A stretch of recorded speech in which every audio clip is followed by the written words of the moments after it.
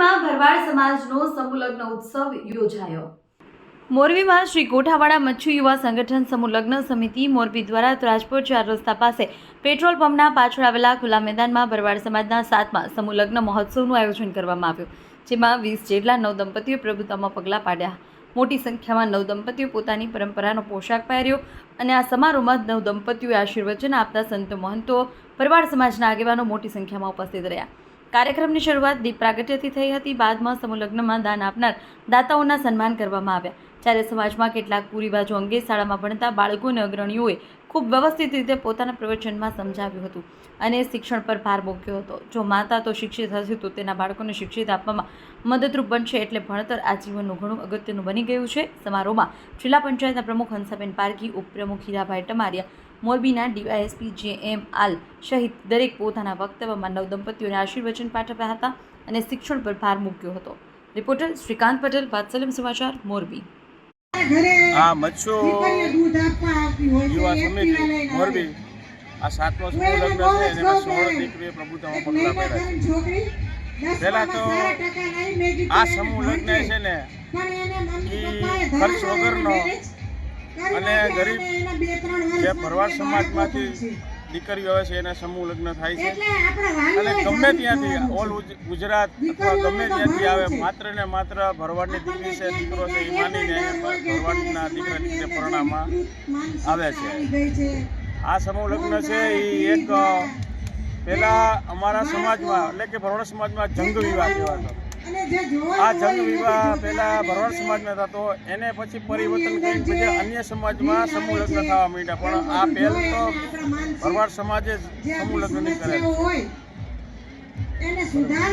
ખોટા રૂપિયા જે સમાજના છોકરા ઉડાડે છે એના વિશે તમે શું કહેશો? બહુ સારી વાત કરી। આ બંધારણ બહુ જરૂરી હતું અને બહુ સારું એવો એનો પ્રતિસાદ મળ્યો છે।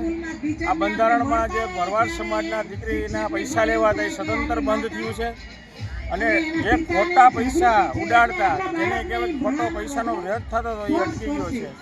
ધારો કે ખોટા પૈસા ઉડાડવા, ઢોલ વગાડવા, કલાકારોને બોલાવીને પ્રોગ્રામ કરવા અને એના કરતાં જે લક્ષ્મી ઉડાડતા ને એ બંધ થઈ છે અને એના જે બંધારણ કર્યું, બંધારણના હિસાબે આનો કોઈ ભંગ કરે ને તો એને દંડ આપવામાં આવે છે। અમારા વાંકાનેર તાલુકામાં આવા 2 લગ્ન થયા, એ 2ને દંડ આપ્યો છે અને એ દંડના જે પૈસા આવે છે, શિક્ષાના જે પૈસા આવે એ પૈસા અમે વાંકાનેર છાત્રાલય બોર્ડિંગ ચાલે છે, બોર્ડિંગમાં પૈસા વાપરીશું। ભાઈ સવાભાઈ ભુંડિયા, મારું હાલ રહેણાંક રાજકોટ, પણ મારું કર્મ વાંકાનેર અને મોરબીનું છે। હું વાંકાનેર સમૂહ લગ્ન સમિતિમાં સભ્ય છું અને મોરબી સાથે પણ જોડાયેલો છું।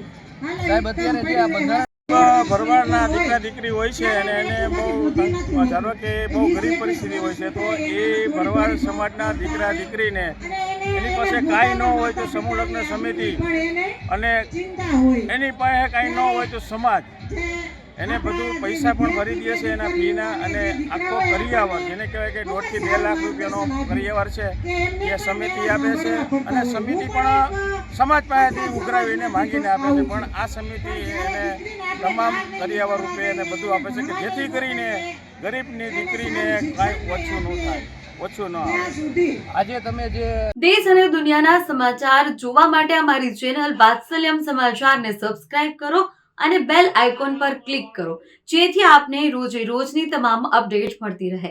સાથે જ અમારા ફેસબુક અને ઇન્સ્ટાગ્રામ પેજને ફોલો કરો।